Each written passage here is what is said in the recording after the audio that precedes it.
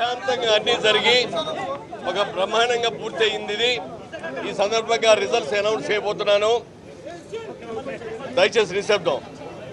President గా Shri GP Rajendra Prasad గారు 85 ఓట్లతో గెలిచారు. ఆయన 80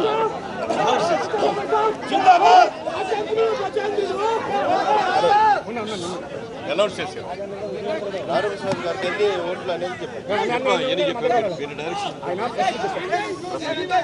మెజారిటీ 85 ఓట్లు వచ్చినాయండి రాజేంద్ర ప్రసాద్ గారికి. ఆ తర్వాత ఎగ్జిక్యూటివ్ వైస్ ప్రెసిడెంట్ గా తనికెళ్ల భరణి గారికి 168 ఓట్ల మెజారిటీ వచ్చింది తనికెళ్ల భరణి గారికి. అలాగే జనరల్ సెక్రటరీగా శివాజీ రాజా గారికి 36 ఓట్ల మెజారిటీ వచ్చింది.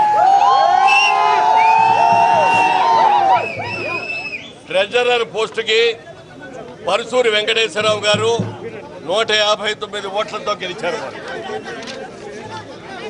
అలాగే జాయింట్ సెక్రటరీలు ఇద్దరు, ఆ ఇద్దరిలో విజయ్ కృష్ణ నరేష్ గారు 225 ఓట్లతోటి, రఘుబాబు గారు 239 ఓట్లతోటి కూడా అఖండమైన విజయాన్ని సాధించారు. వారు మెజారిటీ చెప్పండి. అదే ఈసీ ఎగ్జిక్యూటివ్ కమిటీలో నిలబడిన వాళ్ళలో గెలిచిన వాళ్ళ పేర్లు చదువుతున్నాను. బెనర్జీ గారు 281 ఓట్లతో గెలిచారు. బ్రహ్మాజీ గారు 303 ఓట్లతో గెలిచారు. చార్మి గారు 249 ఓట్లతో గెలిచారు. ఢిల్లీ రాజేశ్వర్ గారు 262 ఓట్లతో గెలిచారు.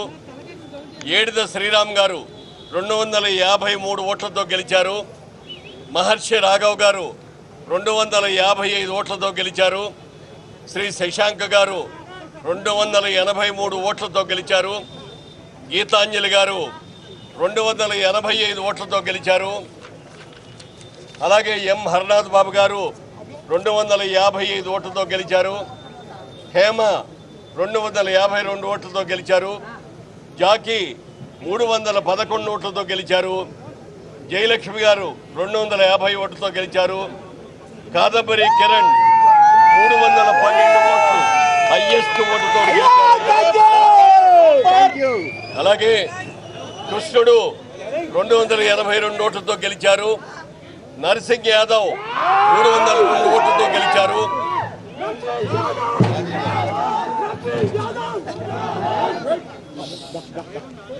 పసునూరి శ్రీనివాసులు ఘర్షణ 245 ఓట్స్తో గెలిచారు.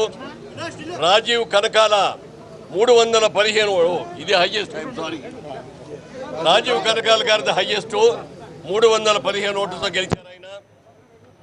తర్వాత విద్యాసాగర్ గారు 245 ఓట్స్తో గెలిచారు. ఇది రిజల్ట్స్. మీడియా వారు కూడా మాకు ఎంతో సహకరించారు. సహకరించిన మీడియా వారికి అందరికీ కూడా హృదయపూర్వకంగా కృతజ్ఞతలు తెలియజేస్తూ గెలిచిన జిబి రాజేంద్ర ప్రసాద్ గారికి నా హృదయపూర్వకంగా కృతజ్ఞతలు తెలియజేస్తున్నాను.